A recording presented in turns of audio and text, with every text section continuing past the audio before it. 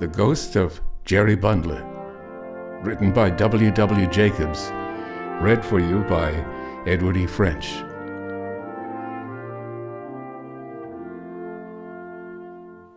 It wanted a few nights to Christmas, a festival for which the small market town of Torchester was making extensive preparations. The narrow streets, which had been thronged with people, were now almost deserted. The cheapjack from London, with the remnant of breath left him after his evening's exertions, was making feeble attempts to blow out his naphtha lamp, and the last shops open were rapidly closing for the night. In the comfortable coffee room of the Old Boar's Head, half a dozen guests, principally commercial travelers, sat talking by the light of the fire. The talk had drifted from trade to politics, from politics to religion, and so by easy stages to the supernatural. 3 ghost stories, never known to fail before, had fallen flat. There was too much noise outside, too much light within. The 4th story was told by an old hand with more success. The streets were quiet, and he had turned the gas out. In the flickering light of the fire, as it shone on the glasses and danced with shadows on the walls, the story proved so enthralling that George, the waiter, whose presence had been forgotten, created a very disagreeable sensation by suddenly starting up from a dark corner and gliding silently from the room. "That's what I call a good story," said one of the men, sipping his hot whiskey. "Of course, it's an old idea that spirits like to get into the company of human beings. A man told me once that he'd traveled down the Great Western with a ghost, and hadn't the slightest suspicion of it until the inspector came for tickets. My friend said the way that ghost tried to keep up appearances by feeling for it in all its pockets and looking on the floor was quite touching. Ultimately it gave up, and with a faint groan vanished through the ventilator." "That'll do, Hurst," said another man. "It's not a subject for jesting," said a little old gentleman who had been an attentive listener. "I've never seen an apparition myself, but I know people who have, and I consider that they form a very interesting link between us and the afterlife. There's a ghost story connected with this house, you know." "Never heard of it," said another speaker, "and I've been here some years now." "It dates back a long time now," said the old gentleman. "You've heard about Jerry Bundler, George?" "Well, I've just heard odds and ends, sir," said the old waiter, "but I never put much count to 'em. There was one chap here what said he saw it, and the governor sacked him prompt." "My father was a native of this town," said the old gentleman, "and knew the story well. He was a truthful man and a steady churchgoer, but I've heard him declare that once in his life he saw the appearance of Jerry Bundler in this house." "And who was this Bundler?" inquired a voice. "A London thief, pickpocket, highwayman, anything he could turn his dishonest hand to," replied the old gentleman, "and he was run to earth in this house one Christmas week some 80 years ago. He took his last supper in this very room, and after he had gone up to bed, a couple of Bow Street runners who had followed him from London but lost the scent a bit went upstairs with the landlord and tried the door. It was stout oak and fast, so one went into the yard and by means of a short ladder got onto the window-sill while the other stayed outside the door. Those below in the yard saw the man crouching on the sill, and then there was a sudden smash of glass, and with a cry he fell in a heap on the stones at their feet. Then, in the moonlight, they saw the white face of the pickpocket peeping over the sill, and while some stayed in the yard, others ran into the house and helped the other man to break the door in. It was difficult to obtain an entrance even then, for it was barred with heavy furniture, but they got in at last, and the first thing that met their eyes was the body of Jerry dangling from the top of the bed by his own handkerchief." "Which bedroom was it?"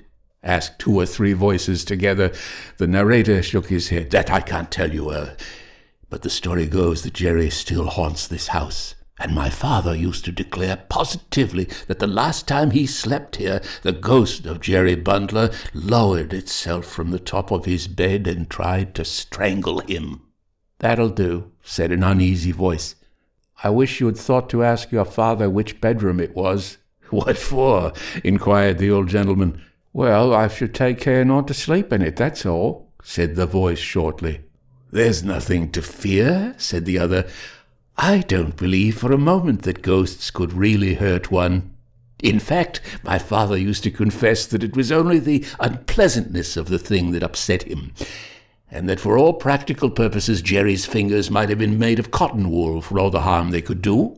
"That's all very fine," said the last speaker again. "A ghost story is a ghost story, sir.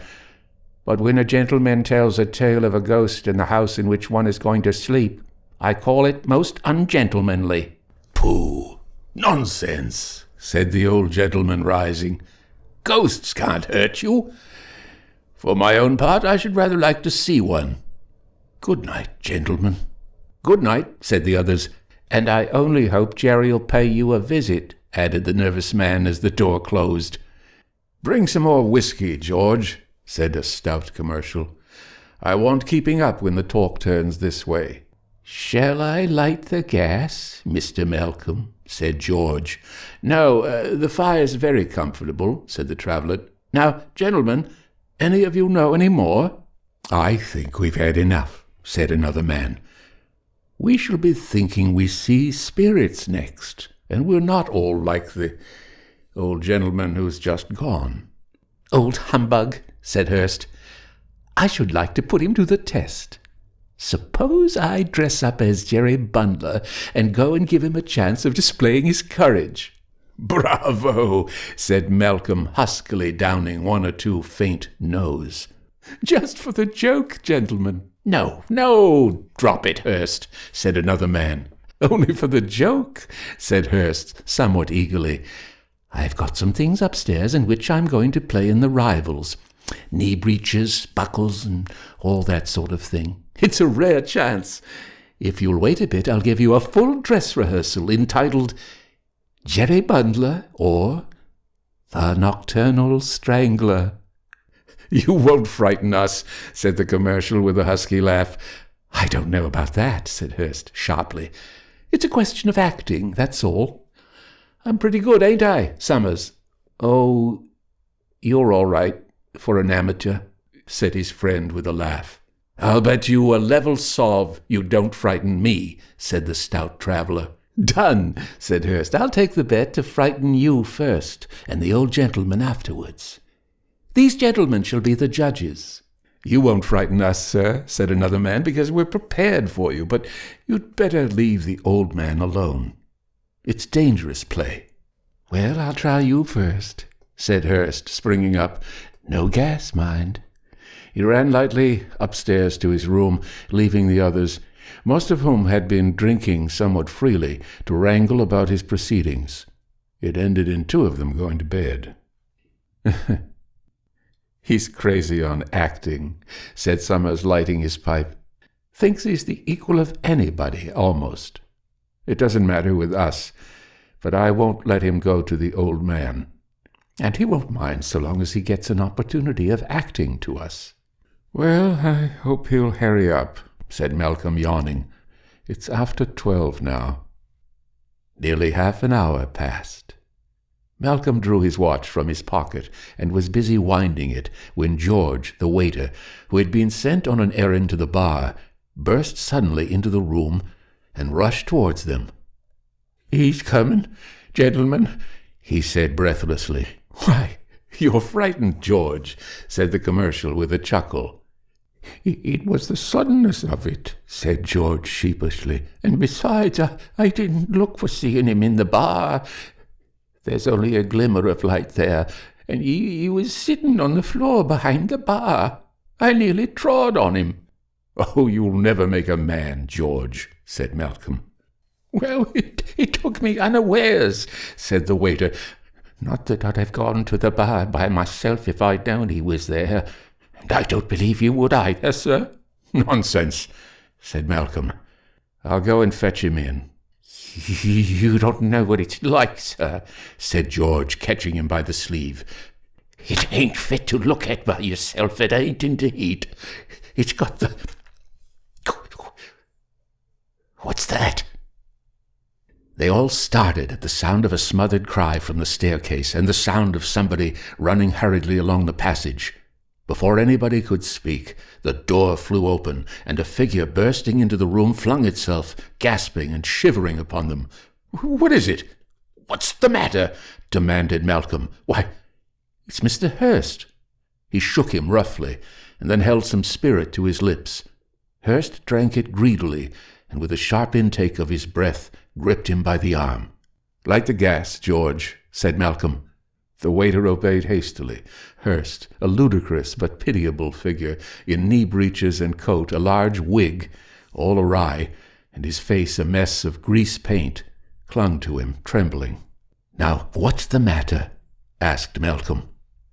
"I've seen it," said Hurst, with a hysterical sob. "Lord, I'll never play the fool again. Never." "Seen what?" said the others. "Him. It. The ghost. Anything," said Hurst wildly. "Rot," said Malcolm uneasily. "I was coming down the stairs," said Hurst, "just capering down as I thought it would do. I felt a tap." He broke off suddenly and peered nervously through the open door into the passage. "I thought I saw it again," he whispered. "Look!" "At the foot of the stairs." "Can you see anything?"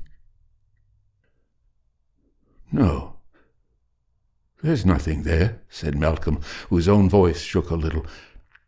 "Go on. You felt a tap on your shoulder." "I turned round and saw it. A little wicked head and a white dead face." "Pah! That's what I saw in the bar," said George. "Horrid it was. Devilish." Hurst shuddered and, still retaining his nervous grip of Malcolm's sleeve, dropped into a chair.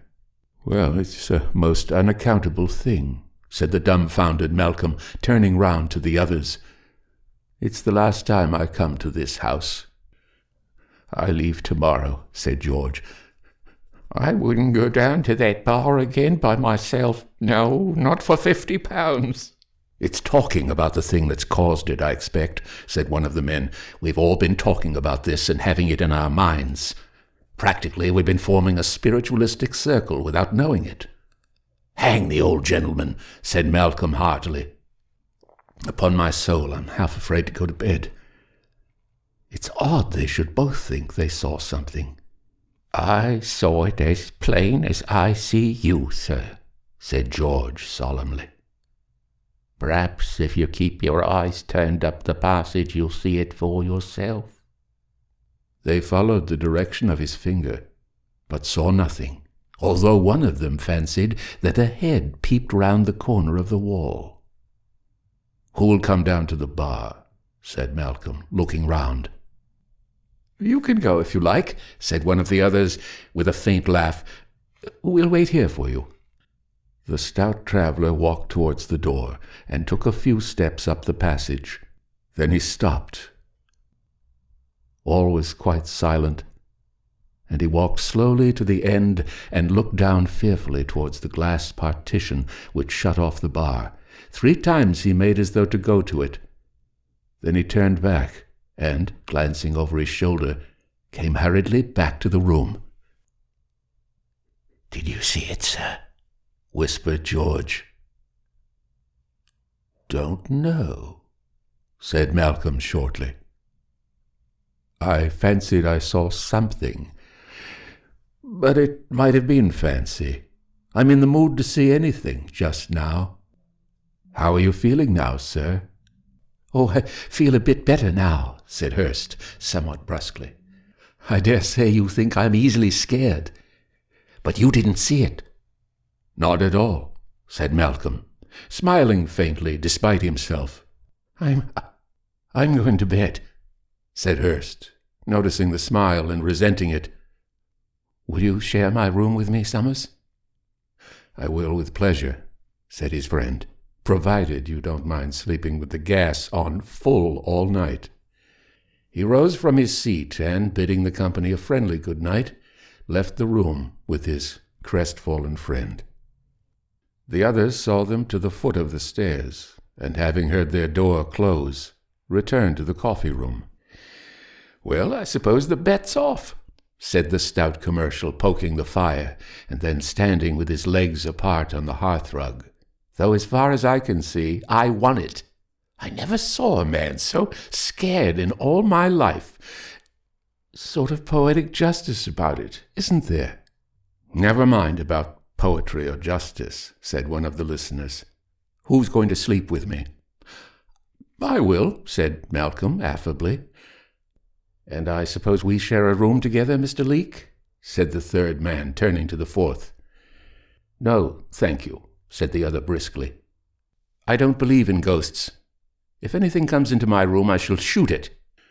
"That won't hurt a spirit, Leake," said Malcolm decisively. "Well, the noise will be like company to me," said Leake. "And it'll wake the house, too. But if you're nervous, sir," he added with a grin to the man who had suggested sharing his room, "George will be only too pleased to sleep on the doormat inside your room, I know." "That I will, sir," said George fervently. "And if you gentlemen would only come down with me to the bar to put the gas out, I should never be sufficiently grateful." They went out in a body, with the exception of Leake, peering carefully before them as they went. George turned the light out in the bar, and they returned unmolested to the coffee-room, and, avoiding the sardonic smile of Leake, prepared to separate for the night. "Give me the candle while you put the gas out, George," said the traveller. The waiter handed it to him and extinguished the gas. And at the same moment all distinctly heard a step in the passage outside.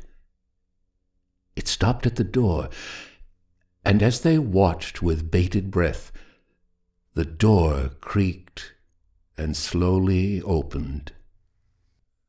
Malcolm fell back open-mouthed as a white, leering face with sunken eyeballs and close-cropped bullet head appeared at the opening. For a few seconds the creature stood regarding them, blinking in a strange fashion at the candle. Then, with a sidling movement, it came a little way into the room and stood there as if bewildered. Not a man spoke or moved, but all watched with a horrible fascination as the creature removed its dirty neckcloth and its head rolled on its shoulder. For a minute it paused, and then, holding the rag before it, moved towards Malcolm. The candle went out suddenly with a flash and a bang. There was a smell of powder, and something writhing in the darkness on the floor. A faint, choking cough. And then silence. Malcolm was the first to speak. "Matches?" he said in a strange voice. George struck one. Then he leapt at the gas, and a burner flamed from the match. Malcolm touched the thing on the floor with his foot and found it soft. He looked at his companions. They mouthed inquiries at him, but he shook his head. He lit the candle and, kneeling down, examined the silent thing on the floor. Then he rose swiftly, and dipping his handkerchief in the water jug, bent down again and grimly wiped the white face. Then he sprang back with a cry of incredulous horror, pointing at it. Leake's pistol fell to the floor, and he shut out the sight with his hands, but the others, crowding forward, gazed spellbound at the dead face of Hurst. Before a word was spoken, the door opened, and Summers hastily entered the room. His eyes fell on the floor. "Good Lord!" he cried. "You didn't—" Nobody spoke. "I told him not to," he said in a suffocating voice. "I told him not to. I told him."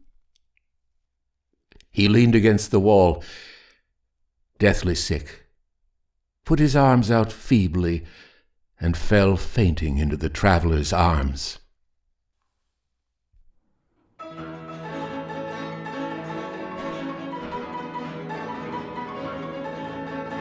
The End. The Ghost of Jerry Bundler, written by W.W.Jacobs. Edward E. French speaking.